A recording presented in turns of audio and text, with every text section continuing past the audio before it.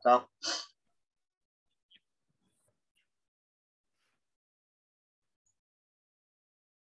Assalamualaikum warahmatullahi wabarakatuh. Perkenalkan, nama saya adalah Fadil Zoktafa dengan rekan saya Muhammad Amwaluddin. Di sini kami akan mempresentasikan paper dengan judul Perencanaan Sambungan Mur dan Baut pada Gerobak Sampah Berbasis Sepeda Motor dengan mata kuliah elemen mesin dan dosen pengampu yaitu Bu Happy Familiana STMT. Nah, next.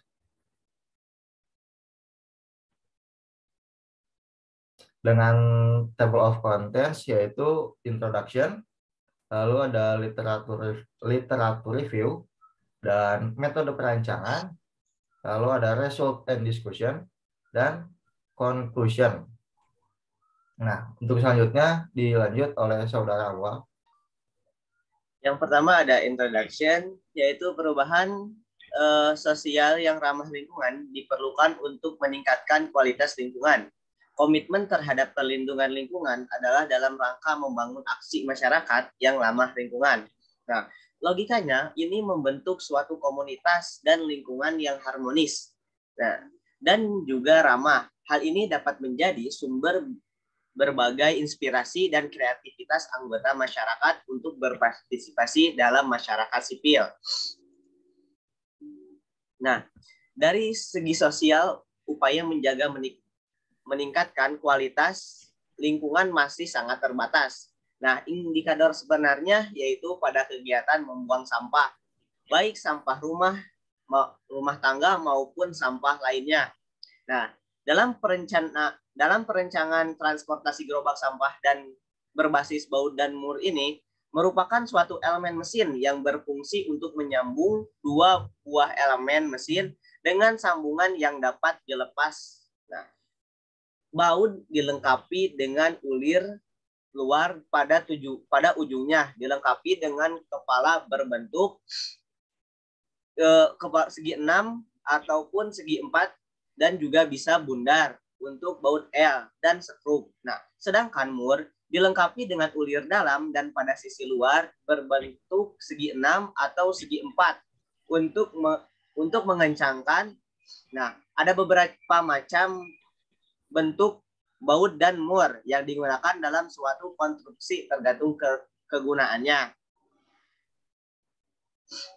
Yang selanjutnya ada literatur review. Nah, baut menurut Wikipedia, baut atau skrup adalah suatu batang atau tabung dengan alur helix pada permukaannya. Penggunaan utamanya adalah sebagai pengikat atau fastener untuk menahan dua objek bersama dan sebagai pesawat sederhana untuk mengubah torsi atau torque menjadi gaya linear. Nah, selanjutnya pada mur. Mur pada umumnya memiliki bentuk segi 6, tetapi pemakaiannya khusus dapat dipakai mur dengan bentuk bermacam-macam. Nah, mur biasanya terbuat dari baja lunak, meskipun untuk keperluannya khusus dapat digunakan beberapa logam atau logam lainnya. Nah, untuk mur sendiri ada banyak jenis mur yang umum digunakan. Ada mur segi 6, ada mur segi 4, ada mur dengan mahkota dengan slot pengunci atau castelled knot. Nah, selanjutnya ada mur pengunci atau lock nut, lalu ada mur lingkaran. Nah, untuk metode perancangannya ini adalah dalam suatu perencanaan atau pembuatan alat digunakan beberapa metode yang berasal dari sekian banyak jenis metode atau jenis yang ditentukan tersebut pada seluruhnya. Nah, yaitu suatu kelompok metode yang mengacu pada metode pengumpulan data, di mana data di sini akan dipergunakan untuk melaksanakan perencanaan atau pembuatan alat. Nah, dalam perencanaan sambungan mur baut pada gerobak sampah motor diperlukan hitungan diameter ulir baut halus menurut Sularso tahun 2004 yang menyatakan bahwa D1 akar 4 kali W per T dikali Rho. Nah, di mana D1 ini adalah diameter dalam ulir halus. Nah, W ini adalah beban. Selanjutnya, Rho ini adalah tegangan geser. Nah, selanjutnya, dalam perencanaan sambungan mur baut pada gerobak sampah motor diperlukan hitungan tegangan tarik. Nah, pada baut. Yang dimana pengarangnya juga sama, yaitu menurut Sulastro tahun 2004 yang menyatakan bahwa roti sama dengan 4 dikali W per T dikali D12.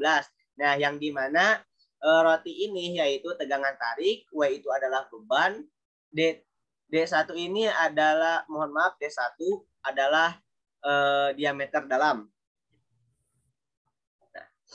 Selanjutnya yaitu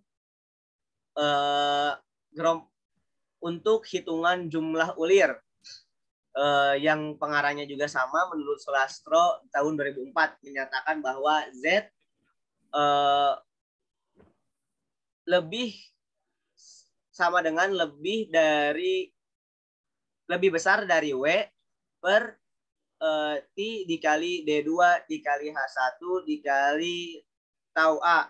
Nah, yang dimana Z ini adalah jumlah ulirnya, D2 ini adalah diameter daripada luar, H1 ini yaitu tinggi, tau A-nya itu yaitu tegangan permukaan. Nah, selanjutnya untuk hitungan tegangan geser pada ulir, mohon maaf, hitungan geser ulir pada mur yang yaitu menurut Sulastro tahun 2004 yang menyatakan bahwa tau G sama dengan W per T dikali D1 dikali K dikali P dikali Z. Yang dimana tau G ini adalah tegangan geser diameter mohon maaf D1-nya yaitu diameter dalam, K-nya yaitu sama dengan ulir metris, P sama dengan jalak bagi, dan Z yaitu jumlah pada ulir. Mohon maaf, jumlah ulir. Nah, selanjutnya metode perancangan.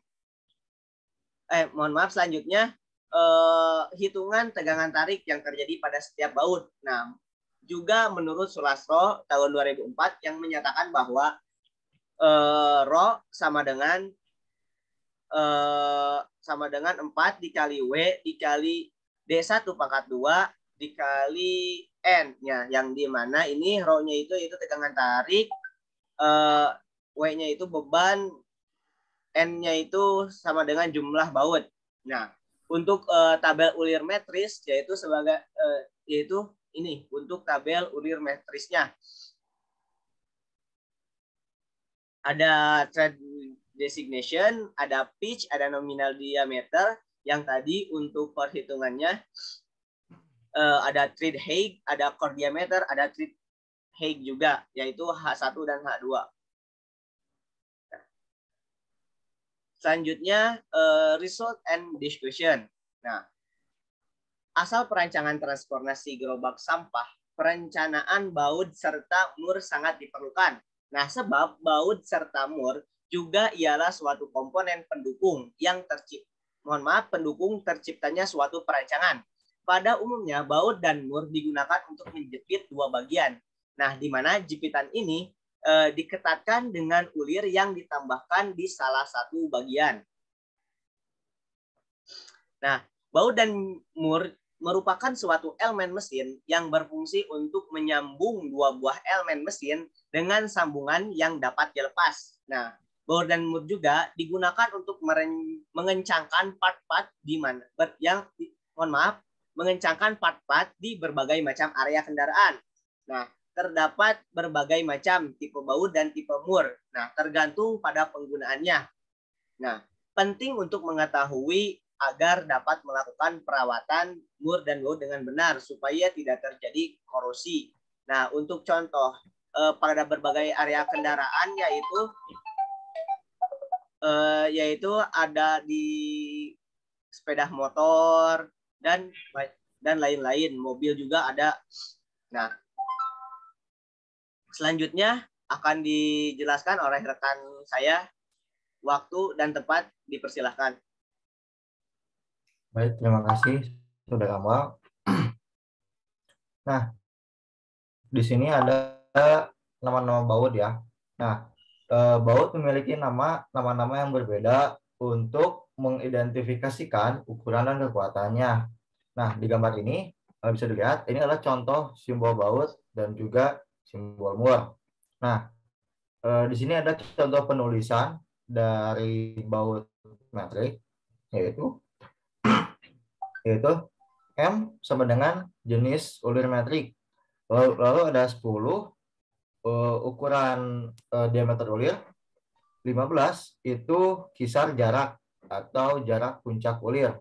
Nah, untuk 2 itu sama dengan kelas materialnya, LH itu sama dengan arah ulir. LH itu sama dengan ulir kiri. Nah, untuk RH itu juga ulir kanan. Jadi LH dan RH.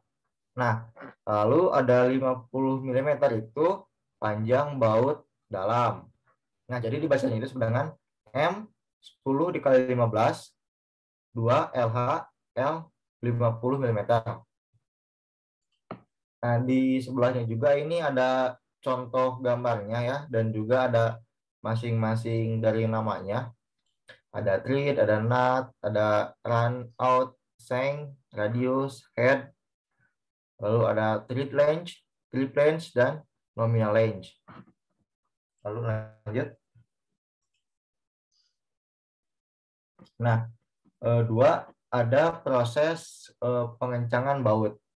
Nah, baut dikencangkan dengan kunci momen ke momen spesifikasi yang tertera pada buku pedoman reparasi.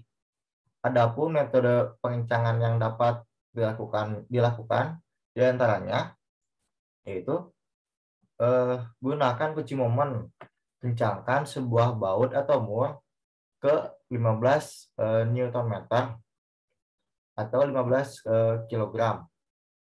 Nah, lalu gunakan kunci box N atau offset. Nah, kencangkan kembali dengan cara yang serupa. Gitu.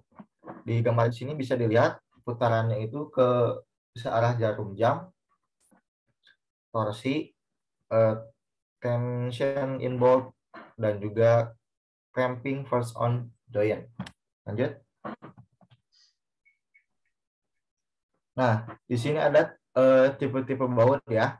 Ada baut kepala heksagonal, ada baut di sini ada baut kepala heksagonal. Nah, baut kepala heksagonal ini adalah tipe baut yang paling umum. Beberapa di antaranya memiliki flank dan washer. Nah, tipe flank itu bagian kepala baut yang mengalami kontak dengan part memiliki permukaan yang lebar untuk meredam tekanan kontak yang digunakan kembali oleh kepala baut pada part. Oleh karena itu, ia lebih efektif dalam meminimalkan kemungkinan merusak part. Nah, lalu yang tipe kedua yaitu tipe washer.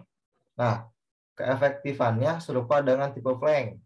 Ia juga efektif saat digunakan untuk mengencangkan part yang memiliki lubang dengan diameter yang lebih besar daripada kepala baut.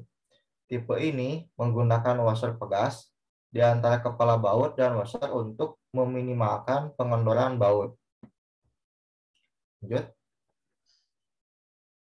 Nah, di sini ada baut juga, tipe-tipe baut.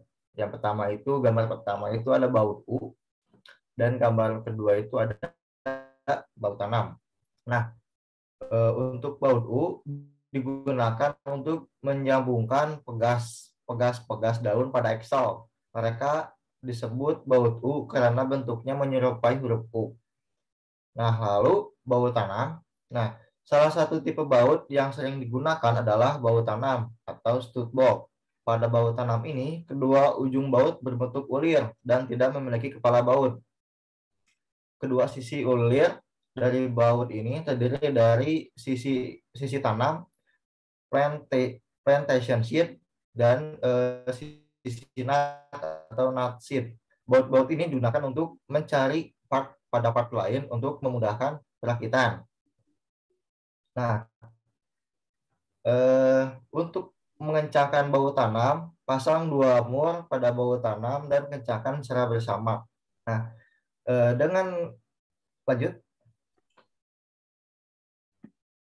Nah, dengan teknik ini perancangan dan penguncian kedua mur terhadap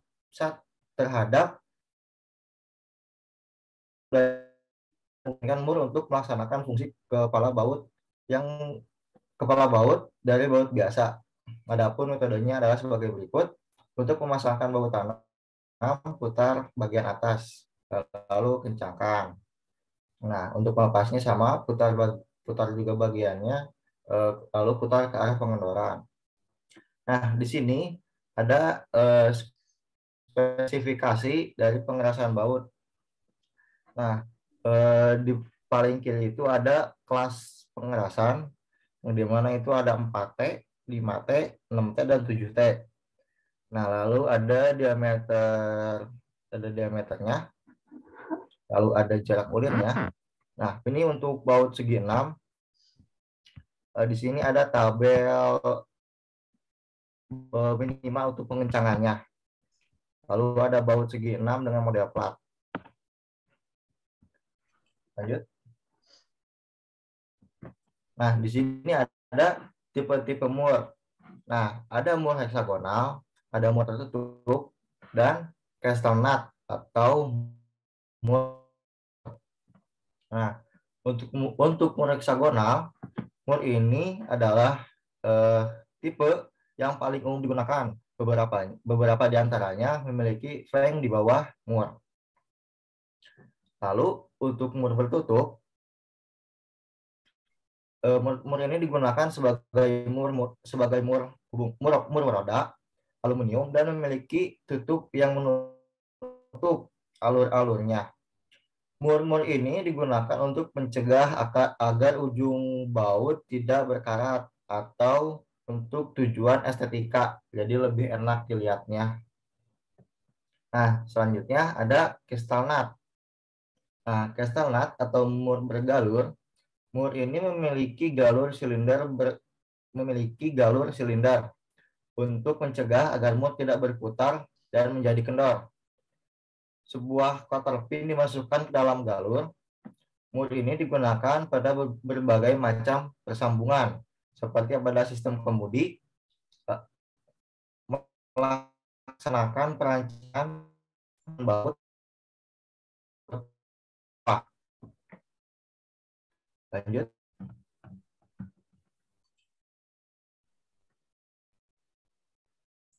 Nah,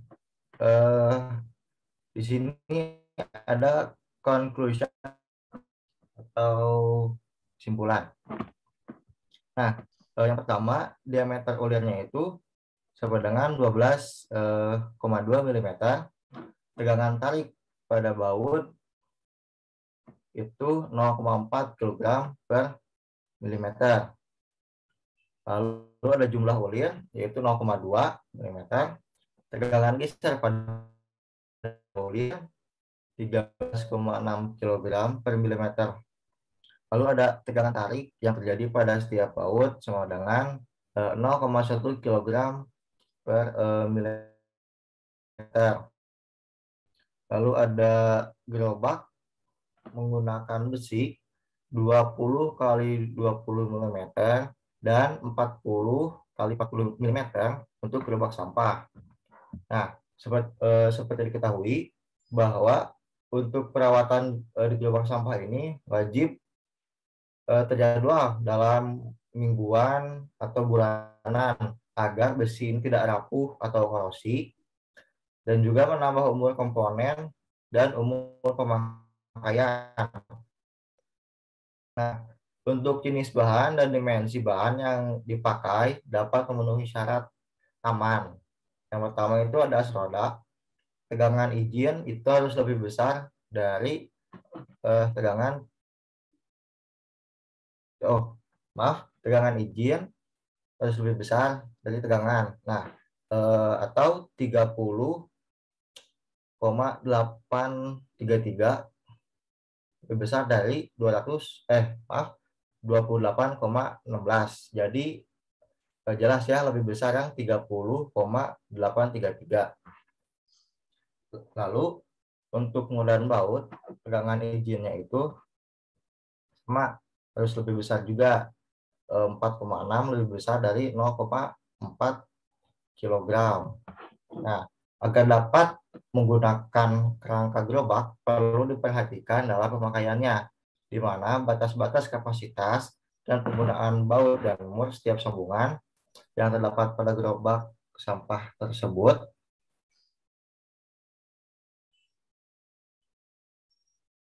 Lanjut. Sekian presentasi dari kami. Mohon maaf bila ada kesalahan. Terima kasih. Wassalamualaikum warahmatullahi wabarakatuh.